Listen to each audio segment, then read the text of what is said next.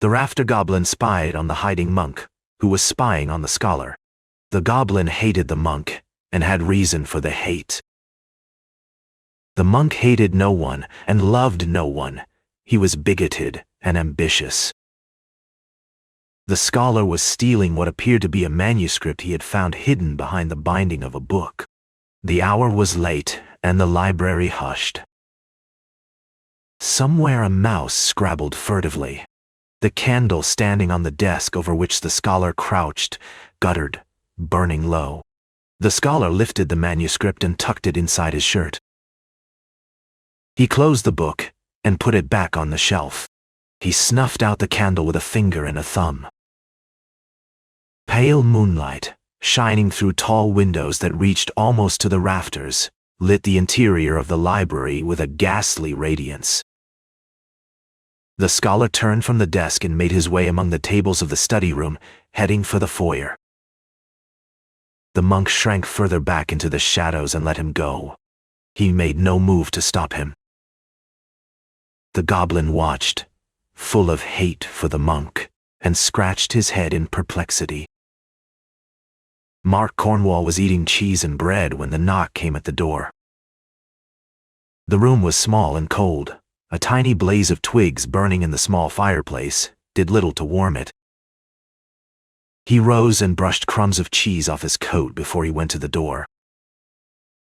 When he opened it, a small, wizened creature stood before it, scarcely 3 feet tall. He was dressed in tattered leathern breeches. His feet were bare and hairy, and his shirt was a worn crimson velvet. He wore a peaked cap. "I am the goblin of the rafters. Please, may I come in?" "Certainly. I have heard of you. I thought you were a myth," Oliver said briefly. "Raw fare. It is all I have. But you didn't come for cheese and bread." "No, Dal. I saw you tonight. I saw you steal the manuscript." "Okay. What is it that you want?" Oliver said briefly. "Not a thing." He took a bite of cheese. "I came to tell you that the monk, Oswald, also was watching you. If he had been watching, he would have stopped me. He would have turned me in. It seems to me that there is a peculiar lack of remorse on your part. You do not even make an effort to deny it. You saw me, and yet you did not turn me in. This business must go deeper than it seems. Perhaps. You have been a student here how long?" Mark Cornwall said briefly, "Almost 6 years." "You are no longer a student, then. A scholar." Mark Cornwall asked briefly, "The manuscript?" "Not really a manuscript. Only a single page of parchment. A page from the traveler's original manuscript. It had something in it that the monk left out. You think his conscience bothered him, and he compromised by binding the page from which he had deleted something under the back cover of the book." "Something like that. Now let us talk about what you came here for." "The monk. You do not know this monk, Oswald, as I do. Of all the scruffy crew, he is by far the worst. No man is safe from him. No thing is sacred. Perhaps it has crossed your mind he might have had a purpose in not apprehending you, in not raising an outcry. My theft does not seem to perturb you." For a moment, Cornwall pointed out, "I suppose you're right. There are in this town and the university any number of unprincipled adventurers who would be interested." "You think that it will be stolen from me?" "I think there is no question that it will. In the process, your life will not be entirely safe." Cornwall cut another slice of cheese and handed it to him. "Thank you, and could you spare me another slice of bread?" Cornwall cut a slice of bread. Mark Cornwall said briefly, "Not too long." "Then I'll wait. My powers are not extensive, but I can be of certain aid." I have a small enchantment that can fade the ink and give the parchment, once it is correctly folded, a deceptive look of age. I'll get at it right away. You have not asked me what this is all about. I owe you that much. You can tell me as you work. Lawrence Beckett and his men sat late at drink. They had eaten earlier, and still remaining on the great scarred tavern table were a platter with a ham bone, toward the end of which some meat remained, and half a loaf of bread. The townspeople who had been there earlier were gone, and mine host, having sent the servants off to bed, still kept his post behind the bar. He was sleepy, yawning occasionally, but well content to stay, for it was not often that the Boar's Head had guests so free with their money. The students, who came seldom, were more troublesome than profitable, and the townspeople who dropped in of an evening had long since become extremely expert in the coddling of their drinks. The Boar's Head was not on the direct road into town, but off on one of the many side streets, and it was not often that traders the like of Lawrence Beckett found their way there. And this favor you are about to do me? It has to do with a manuscript stolen from the university library just an hour or so ago. That would seem a small thing, perhaps, but the manuscript was hidden in an ancient and almost unknown book. You knew of this manuscript? You know what it is? I did not know of it until the thief found it. I do not know what it is. And this ancient book? One written long ago by an adventurer named Taylor, who traveled in the Wastelands. Interesting. Very interesting, but no value proved. If it has no value, then you owe me nothing. I am wagering that it does have. A gentleman's agreement, then? Yes, a gentleman's agreement. The manuscript was found by a scholar, Cornwall. He lodges in the topmost garret of the boarding house at the northwest corner of King and Broad. This Cornwall? With your assurance, we can let it rest at that. As for this other matter, I would assume that you are not prepared to regain the manuscript and deliver it to us. For a moment, the monk shuddered. I have no stomach for such an operation. I have informed you. That should be enough. You think that I am better equipped and would have a better stomach. That had been my thought. That's why I came to you. How come you knew us to be in town? This town has ears. There is little happening that goes unknown. And I take it you listen very carefully. I've made it a habit. A shadow stepped out of a doorway as he passed. A knife gleamed briefly in the dark. The monk dropped, gurgling, hands clawing at the stones, a sudden rush of blood bubbling in his throat. Then he grew quiet. His body was not found until morning light. Gib of the Marshes was up before the sun. He was always up before the sun, but on this day, there was much to do. This was the day the gnomes had named when the new axe would be ready. He needed the new axe, for the blade of the old one, worn down and blunted, would no longer take a proper edge, no matter how much whetstone might be used. Ordinarily, at this season of the year, the marsh would have been wrapped in low-hanging fog early of a morning, but this morning it was clear. A few wisps of layered fog hung above the island where the wood was gotten, but otherwise there was no sign of it. To the east and south, the marsh lay flat and far, brown and silver, with its reeds and grasses.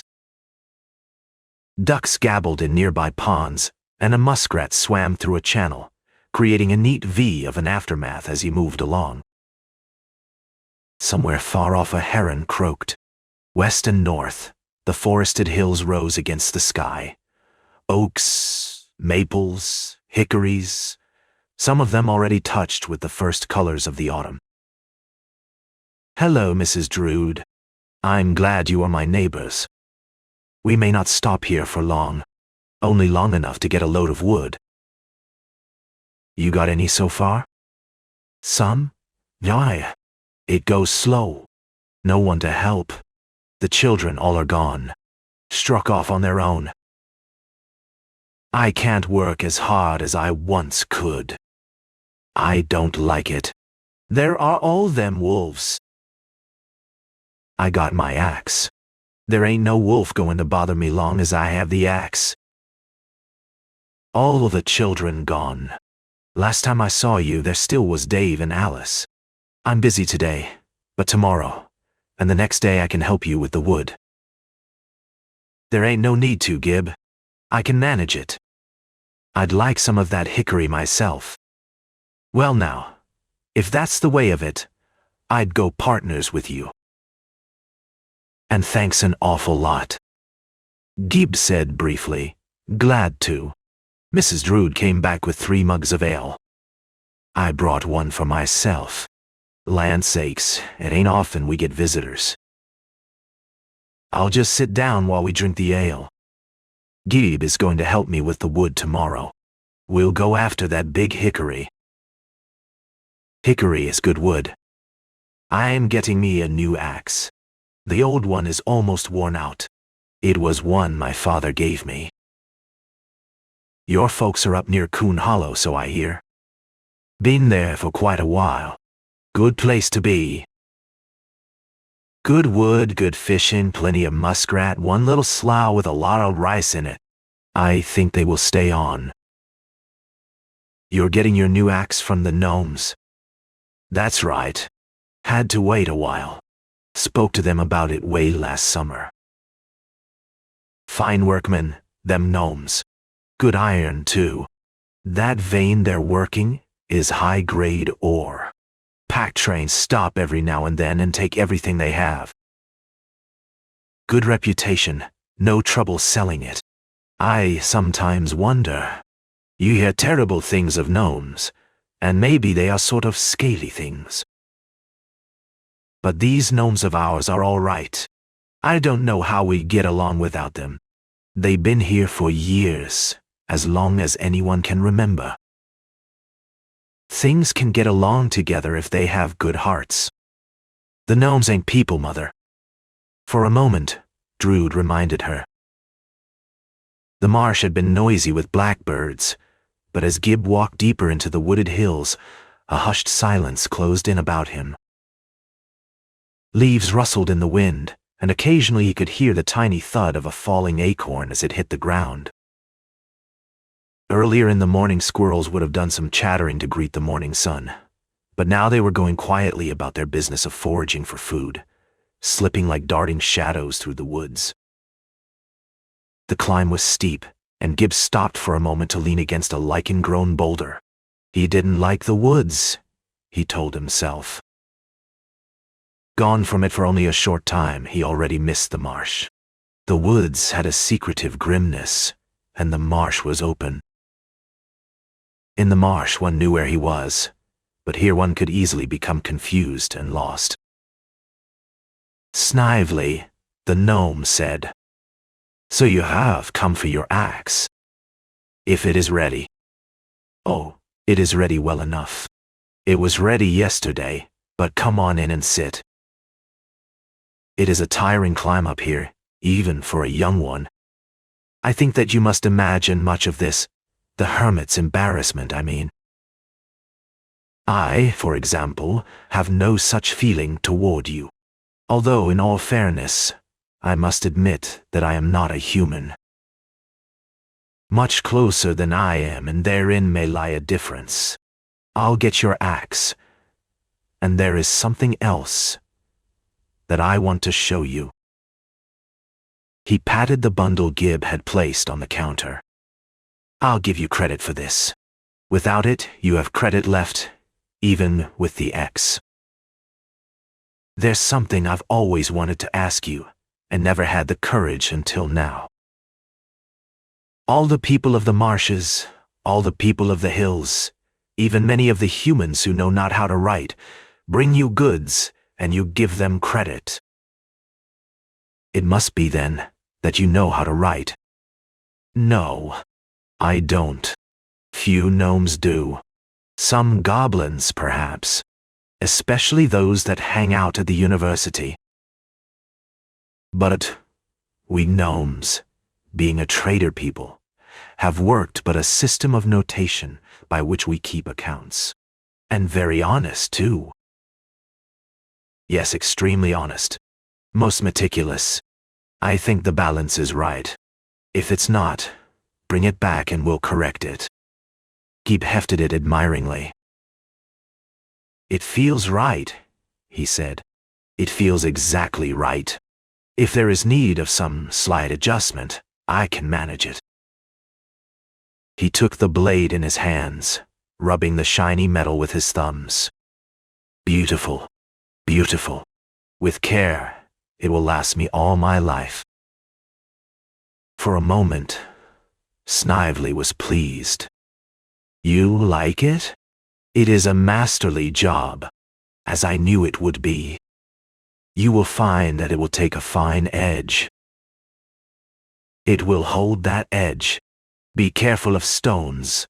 No axe will stand against a stone. I am careful. An axe is too fine a tool to mistreat. And now, I have something else to show you. You mean my axe. The axe and sword are brothers. Let us hope that the sword passes into worthy hands. We shall make certain that it does. I brought you the old axe. The metal still is good, but the bevel has worn so short it cannot be satisfactorily sharpened. There's no rust upon it. I thought perhaps you could reuse the metal. I expect no credit for it. Gib hoisted the hermit's bundle onto his shoulder. I must get on. The hermit's cave is a long climb. I want to reach home before the fall of night. Snively wagged his head. It is good to do so. There are many wolves this year. More than I've ever known. If you are running late, stop here and spend the night. You would be most welcome. At first Gib thought the hermit was not at home, although that would have been passing strange. Of late years, since he had grown feeble, the hermit had never left the cave except to sally out on occasions to collect the roots, the herbs, the leaves, and barks that went into his medications. Bend low. I can barely speak. Gib asked briefly, Are you sick? The pale lips barely moved, the hermit said briefly. I die, they said. Thank God that you came. Do you want something? Water? Soup? I could make some soup. Listen. Do not talk, but listen. Gib said briefly. I'll listen. The cabinet over against the wall. Gib said briefly. I see it. The key is around my neck. Cord around my neck. Gib reached out his hand. Gib said briefly. No, wait. The hermit asked briefly. Yes? In the cabinet. In the cabinet. The hermit struggled to talk. A book, leather-bound. A fist axe. Axe made out of stone. Take both to the bishop. Gib asked briefly. Which bishop? Bishop of the tower. Up the river, north and west. Ask. People will tell you. Gib waited. The hermit did not speak. He did not try to speak. The hermit opened bleary eyes and looked at him. You have them? Good. I'll take them to the bishop. You are Gib. You've been here before. The hermit asked briefly. You'll wait. I'll wait. Is there nothing I can do? No water? The hermit rolled his head from side to side. Gib said briefly. Nothing. The hermit, he thought, had been an old man and had not been afraid of death. He wondered if he might not have looked on death as a welcome friend. This very morning Drood had wondered what the hermit had gotten out of life, and that, of course, was a question still unanswered. But, Gib told himself, he must have gotten something out of life, perhaps a great deal out of life, to have been able to face death so serenely. Now there were things to do, he told himself, and the afternoon was waning. He pulled back the blanket and crossed the hands of the hermit decently on his chest, then pulled the blanket up to cover his face. Having done that, he went outside to search for boulders he could use to block the entrance to the cave. Hal of the hollow tree climbed over the rail fence and entered the cornfield. He was safe, he knew. The moonshiner and his sons were husking on the other side of the field, and the moonshiner's dogs were sleeping off, beneath the stilted corn crib, the effects of last night's hunt. It had been a long hunt, and apparently an unsuccessful one. Hal and Coon had sat for hours outside the hollow tree and listened to its progress. The dogs had barked, the hermit said briefly, treed, once, but the coon must have gotten away, for soon after they struck out on the trail again. Several times the two listeners had seen the lights of the lantern as the moonshiner and his sons had followed the hounds. The corn crop had been good this year. Not that the moonshiner and his loutish family had contributed to it with outstanding husbandry. They hadn't. The corn had been hoed only 2 or 3 times, and not at all in the later period of its growth, and as a result, weeds grew thickly between the rows. But the ears hung heavy, and it seemed there were more of them than usual. A hearth stood to one side of the cavity. There was a table and chairs. Bins and cabinets stood against the walls. Gib said briefly, "Hello." A voice said from behind him, and he turned on his heel, his hand going to the knife at his belt. On the edge of the bed sat a wizened creature with big ears. He had on tattered leathern breeches and an old bottle green jacket over a crimson shirt. He wore a peaked cap.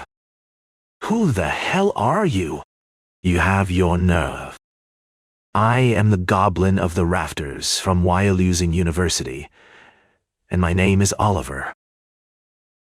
"Well, all right, but tell me, what are you doing here?" Oliver asked briefly. "Coon." "A big raccoon. He and I friends. He lives with me." Oliver said briefly, "Oh, a pet." "No, not a pet. A friend." "You going to throw me out?" "No, you startled me was all. You hungry?" "A little. Have you a bit of cheese?" "No cheese." "Oh, how about some cornmeal mush? Or an apple dumpling?" "The cornmeal mush sounds good." The goblin rolled his eyes. Hal said briefly, "It sounds wonderful. I'll stir up the fire. I think there still are coals. You're a long way from home, Master Goblin." "I have traveled long and far. My feet are sore, and my spirit bruised. There is so much outdoors, and I am unused to space." "What do you want to ask me?"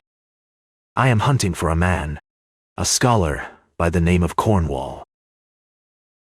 I had word he was traveling with a pack train that had headed north.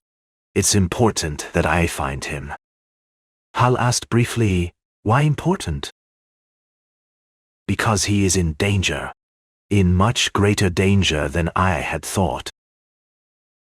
The sun had set, but even here among the trees, darkness had not fallen.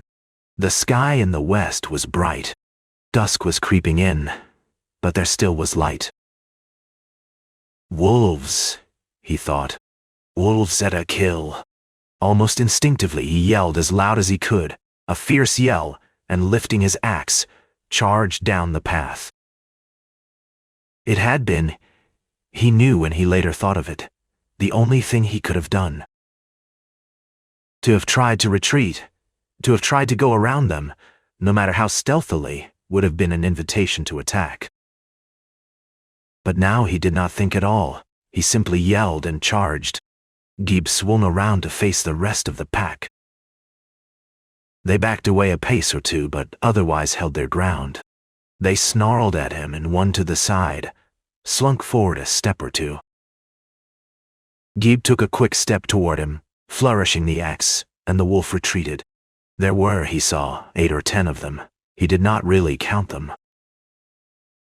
They stood as tall as he did, their heads on a level with his head.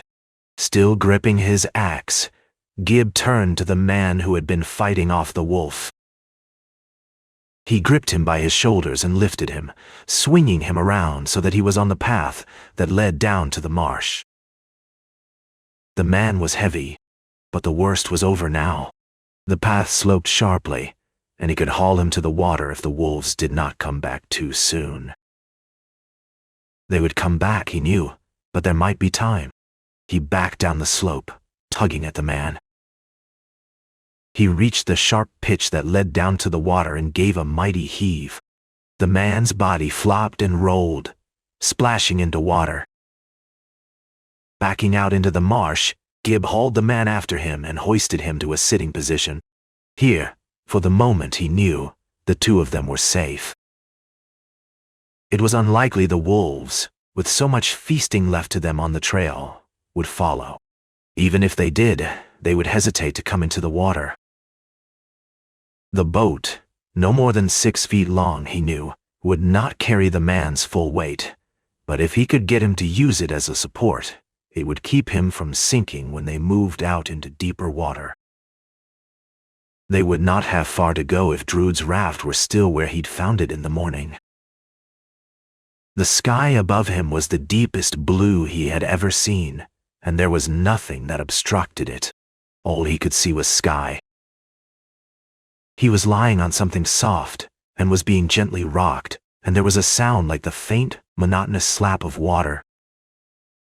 He felt an impulse to turn his head, to lift an arm, to try in some manner to discover where he was, but a certain caution, whispering deep inside his mind, told him not to do it, not to make a single motion. To hazard no sign that would draw attention to him. Thinking back, he remembered a snarling muzzle with slashing teeth.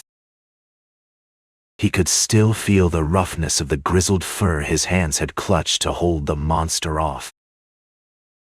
It was a memory that was fuzzy and more nightmare than memory, and he tried, futilely, to puzzle out whether it was truth or fantasy. He lay quietly, fighting off the tendency of his nerves to tighten up, and he tried to think. Certainly he was not where he had been when, whether in truth or fantasy, he had contested with the wolf. For there had been trees there. The trail had been edged and roofed over by the trees, and here there were no trees. It surely does one's heart good to watch someone spoon in victuals that way. Cornwall finished up the bowl. You want another one? There is plenty in the kettle. Cornwall shook his head. No, thank you. It is kind of you. Now you lay back. You've sat up long enough. You can lay here and talk with Pa. I don't want to be a bother. I've put you out enough. I must be getting on. As soon as I see Gib to thank him. You ain't going nowhere. You ain't in shape to go. We are proud to have you, and you ain't no bother. Cornwall lay back, turning on his side so he faced the squatting marsh-man. This is a nice place to live. Have you been here long? For a moment, Cornwall sat up. You must be Gib. That's right. I'm glad to see you looking well. My name is Mark Cornwall. They tell me you are the one who saved my life. I am glad I could. I got there just in time. You were fighting off a wolf with your bare hands. That took a lot of guts to do a thing like that. Do you remember any of it? It is all pretty vague, just snatches here and there. Gib got out of the boat, lifted the basket of clams onto the raft. A lot of chowder there. You like chowder? Gib said briefly. Indeed, I do. Mrs. Drood makes it like you never tasted. He came over and stood beside Cornwall. Drood and I went out this morning. We found 7 bodies. The bodies had been stripped of everything of value. Not a knife, not a purse. All of the goods were gone. Even the saddles from the horses. It was the work of bandits. I am not so sure. What do you mean you're not so sure? I don't think so. Pull off my boot, will you? The right boot. With only one hand, I can't manage it. Gib stooped and tugged off the boot. Mark Cornwall said briefly, "Reach into it." Gib reached in. Mark Cornwall said briefly, "There's something here." He pulled it out. Mark Cornwall said briefly, "That's it." He awkwardly unfolded the single page and showed it to Gib. "I can't read. There is no marsh-man who can." Mark Cornwall said briefly, "It's Latin anyway. What I can't understand is why it should be there." "They would have searched you for it." No, they wouldn't have searched me. They think they have the document. I left a copy, hidden, where it was easy for them to find. But if you left a copy, you sound as if you want to travel with me, even knowing. We of the marshes are timid folk.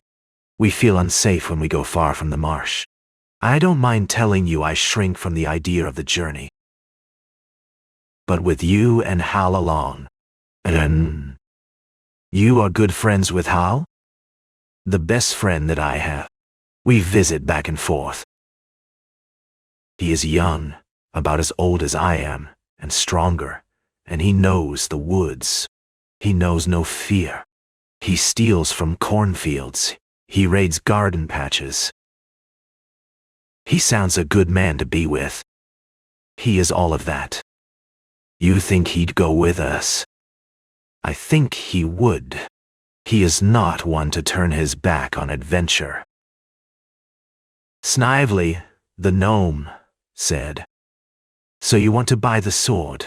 What do you want the sword for? It is not for such as you. You could scarcely lift it. It is fashioned for a human. No pretty piece of iron, but a sword for a fighting man. I have known you for a long time. You have known my people for a long time, and the people of the hills. Can I speak in confidence?" Snively twitched his ears and scratched the back of his head. "You should know better than to ask me that. We are not blabbermouths, we gnomes. We are a business people, and we are not gossips. We hear many things, and we do not pass them on. Loose mouths can be a fertile source of trouble, and we want no trouble. You know full well that we of the Brotherhood, the goblins and the elves and all the rest of us, live in the land of humans on their sufferance.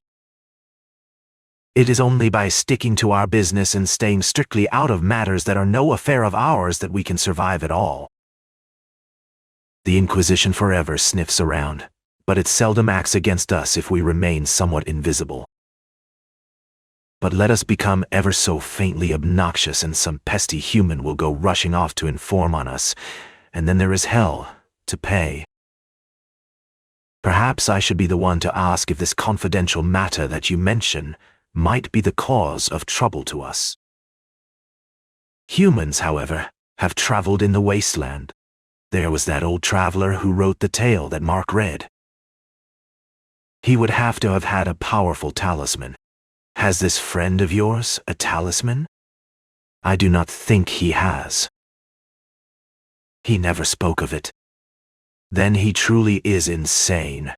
He has not even the excuse of treasure, of finding some great treasure. All he seeks are the old ones. And tell me, what will he do if he finds the old ones? The ancient traveler did not seek treasure either. He simply went to see what he could find. Then he was insane as well. Are you certain there is no way to dissuade this human friend of yours? I think not. There is no way, I am sure, that one could stop him.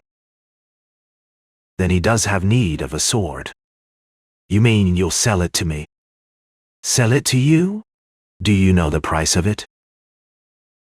Another gnome smith said briefly, We have visitors. Why must you make so great a hullabaloo about visitors? Visitors are nothing new. Nay. But one of them is a goblin. So one of them is a goblin. There are no goblins nearer than Captain Point, and that is more than 20 miles away. Hal said briefly, Hello everyone, of the hollow tree. What is all the ruckus? Hello Hal, Dottie. I was about to come to see you. You can walk back with me. How are you, Snively? I brought a traveler, Oliver. He's a rafter goblin. Hello, Oliver. And would you please tell me just what in hell is a rafter goblin? I've heard of all sorts of goblins. My domicile is the rafters in the roof atop the library at the University of Wasteland. I have come here on a quest. Coon, who had been hidden from view, walking sedately behind Hal, made a beeline for Gib and leaped into his lap. He nuzzled Gib's neck and nibbled carefully at his ears. Gib batted at him. Cut it out. Your whiskers tickle and your teeth are sharp. Coon went on nibbling. He likes you. He has always liked you. What is going on? What is all this talk of throat slitting and of fleeing? I dislike the sound of it. Quickly Oliver sketched the story for him. I felt that I was responsible for the lad. After all, I got myself involved. You spoke of this human to whom the monk sold his information. That's the crux of it. He calls himself Lawrence Beckett and pretends to be a trader. I don't know what his real name is, and I suppose it does not matter, but I know he's not a traitor. He's an agent of the Inquisition, and the most thoroughgoing ruffian in the border country. But the Inquisition, it is... Sure, you know what it is supposed to be. The militant arm of the Church, with its function to uproot heresy, although heresy, in many instances, is given a definition which far outstrips the meaning of the term. When its agents turn bad, and most of them turn bad, they become a law unto themselves. No one is safe from them, no perfidy too low. You think that this Beckett and his men massacred the pack train? I would doubt very much they did the actual killing. But I am certain it was arranged by Beckett. He got word to someone. In hopes of killing Mark? You told me that you had a great fear of open spaces. You had a word for it. Agoraphobia. I still have it. I shiver at the breath of open air. The uncovered sky oppresses me. But I am going on. I started something back there in that wire-losing garret, and I cannot turn back with it half done. You'll be an outlander. Half of the Brotherhood, half out of it. Your danger will be real.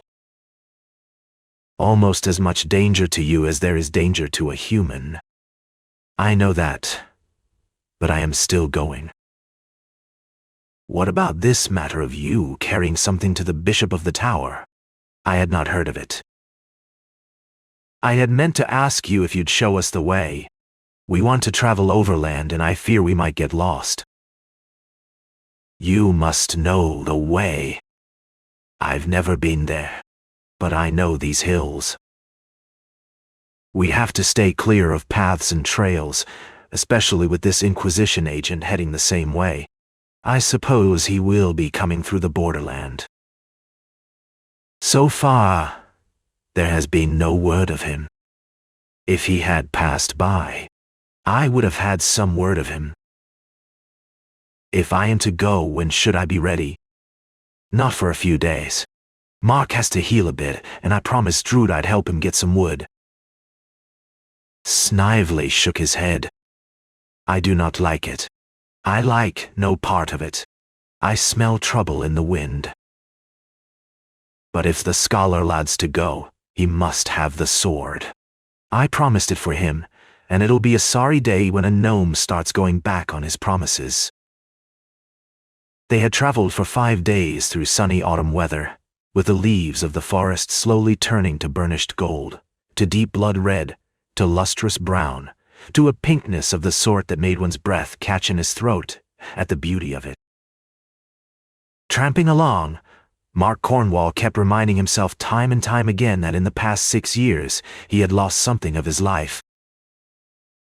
Immured in the cold stone walls of the university, he had lost the color and the smell and the headiness of an autumn forest, and worst of all, had not known he had lost it.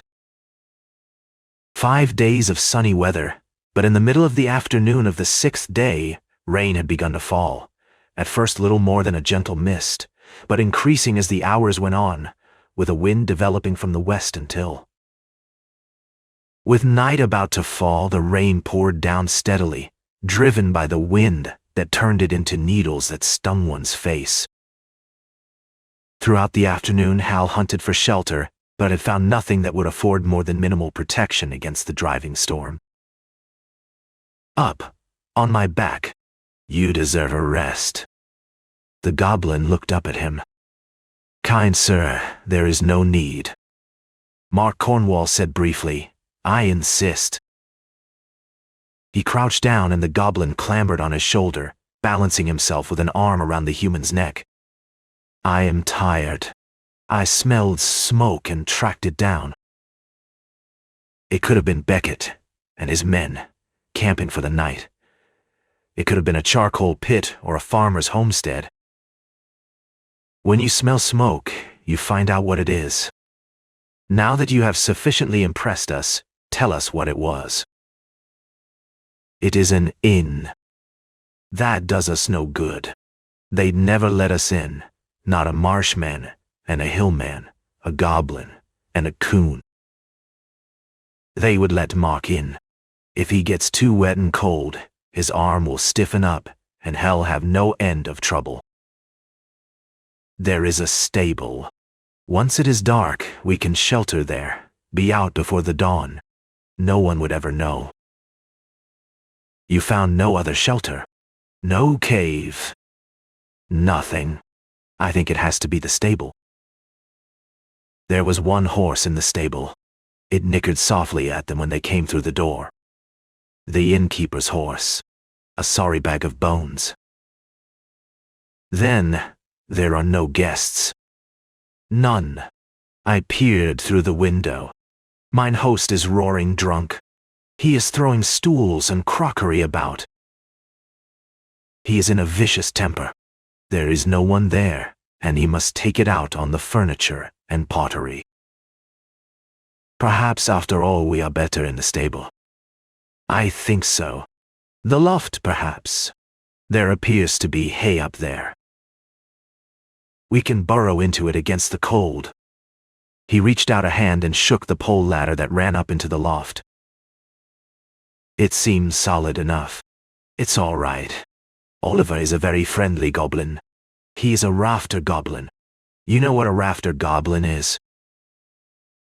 She shook her head. There was an animal. That was Coon. He's all right too. Wouldn't hurt a flea. He is so downright friendly that it is disgusting. We are fugitives, or very close to fugitives, but non-dangerous fugitives. This is Hal, and over there is Gib. Gib is a marsh-man. Hala's hill people. She was shivering, but she stepped away from him. And you? Who are you? To the serving wench. Will you be coming with us? I don't think it wise. Wise or not, I will leave as soon as it's light enough to travel. With you or by myself, it makes no difference to me. I am not staying here. I think it best that she travel with us. These woods are no place for a human girl alone. If you are to travel with us, we should know your name. My name is Mary. Does anyone want to eat? I have some cold cornbread in my knapsack and a bag of shelled walnuts. Not much, but something we can chew on. Hal hissed at them. That's a horse. A shod horse, the metal of the shoe striking on a stone. It came again, and with it came the faint sound of voices. Then the sound of the stable door creaking open, and the shuffle and the thump of feet as a horse was led inside. This is a foul place, said one whining voice. It is better than the opened, only a little better, but this is a noisome night. The innkeeper is drunk. For a moment, said the other. We can find our own food and beds, said his fellow. More horses were led in. Leather creaked as saddles were taken off. The horses stamped. One of them whinnied. Find a fork and get up that ladder. Throw down some hay. Cornwall looked quickly about. There was no place to hide. They could burrow into the hay, of course, but not with someone in the loft, armed with a fork, questing in the darkness for hay to be thrown down the chute. All at once, all of us will have to make the break, as soon as he shows above the ladder. He turned to the girl. You understand? As fast as you can, then run. You were doing well enough when I saw you. And don't forget Coon. He led the attack and took his men out of the fighting. Will you tell me exactly how it happened? I'm not a fighting man. None of us is a fighting man. I never was in a fight before in all my life. A few tavern brawls at the university, but never in a fight. Never where it counted. Let's get out of here. We have to build some distance. And once we get started, we might as well stay walking. We won't find a place to stop. Everyone grab hold of hands and don't let loose. I'll lead the way, but we have to take it easy. We can't move too fast. We can't go falling down a cliff or bumping into trees. If one of you loses hold of hands or falls, yell out, and everyone will stop. Hal crouched in the clump of birches and stared at what the first morning light revealed. The stable and the inn were gone. Where they once had stood lay heaps of embers, smoke tainting the sharp air with an acrid bitterness, rising in thin tendrils. He counted the mounds. There were 5 at least, possibly 6. He could not be sure. 3 in the stable, he thought, or had there been 4? Depending on whether it had been 3 or 4, then his arrows had accounted for 1 at least, possibly as many as 3. He grimaced, thinking of it. The fight had not been that one-sided, he reminded himself. Rather, it had been a matter of surprise and simple luck. He wondered, if he and the others had not attacked, would there have been a fight at all? But that was all past and done. No single act could be recalled. The die had been cast when Coon had made his spread-eagled leap at the head of the man who climbed the ladder. Considering the circumstances, they had come out of it far better than could have been expected, with Mark the only one who bore the scars of battle, a sore shoulder where the flat of a sword had struck him, and a sore belly where a horse had kicked him. He squatted beside the tree and watched the wolves. The fact that they were there, he knew, meant that no one else was around. He strode down the hill and circled the two piles of embers. The heat that still radiated from them was welcome in the chilly morning, and he stood for a moment to soak up some of it. In the muddy earth he found the tracks of men and horses, and wondered about the innkeeper and his wife. The serving wench, he recalled, said that the good wife had been hiding in the cellar from her drunken lord. Could it be that she'd still been there when the inn was fired? If that were so, her charred body must be down among the embers, for the place would have blazed like tinder, and there'd have been no chance to get out. Later on, Hal knew there would be other birds. He stood in the mud of the trail and looked up at the dangling, twirling man and felt, gathering in his mind, a vague sense of horror and of melancholy. I'll shake the goblin and coon awake and we'll be on our way. It had been a punishing day. They had stopped for nothing, pushing ahead as fast as they could manage. There had been only one habitation, the hut of a woodchopper, that they had had to circle. They had not stopped to eat or rest. Cornwall had worried about the girl, but she had managed to keep up with the rest of them with seemingly little effort and made no complaint. You may regret throwing in with us. Once, but she had shaken her head, saying nothing, conserving her breath for the grim business of clambering up and down the hills, racing down the more open ridges. They could not have known they were innocent. Of course not. But the point is that they presumed the guilt. They probably tortured the innkeeper, and when he could tell them nothing, hanged him. Mine good wife more than likely died when they burned the inn with her still in the cellar. He looked at Mary, across the fire from him. I am sorry, miss. Mark... I think there is little danger of it. A few miles north of where mine host was hanged, the trail branches, the left fork leading to the tower, the right into the wasteland.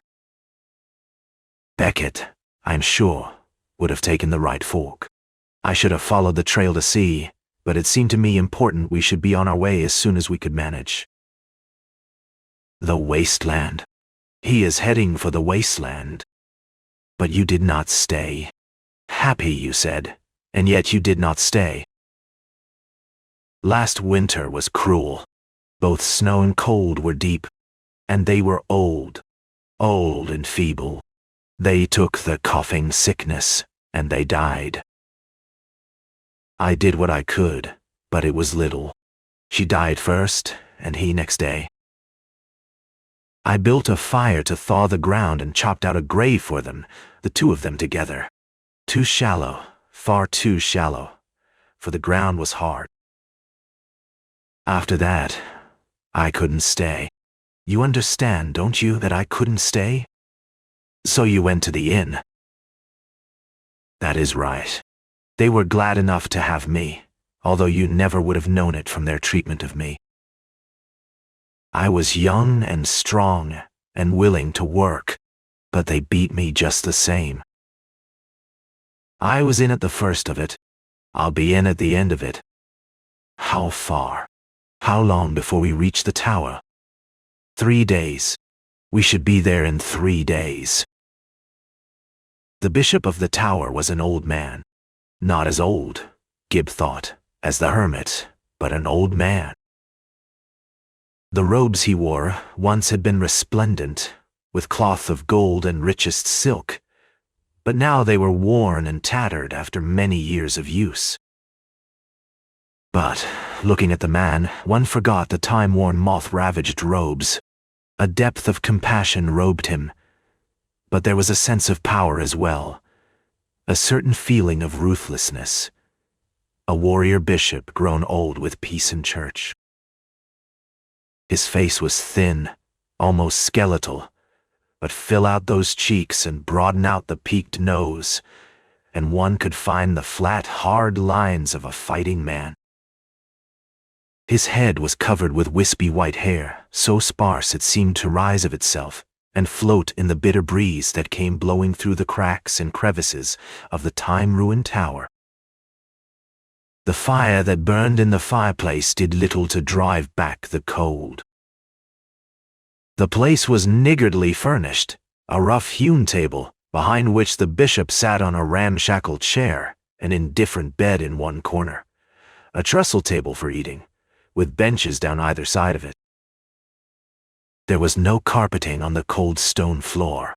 Improvised shelving held a couple of dozen books, and beneath the shelving were piled a few scrolls, some of them mouse-eaten. The bishop asked briefly, "And milady?" "She is under our protection. You, most carefully, it seems to me, say nothing of yourself. Myself and the goblin are on a mission to the Wasteland. And if you wonder about Coon, he is a friend of Hal's. Your Grace, you have looked at the book. Yes, a goodly book. And most valuable, a lifetime's work, hundreds of recipes for medicines that can cure the ills of mankind.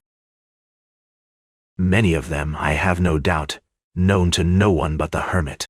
But now that you have brought me the book, in time known to everyone."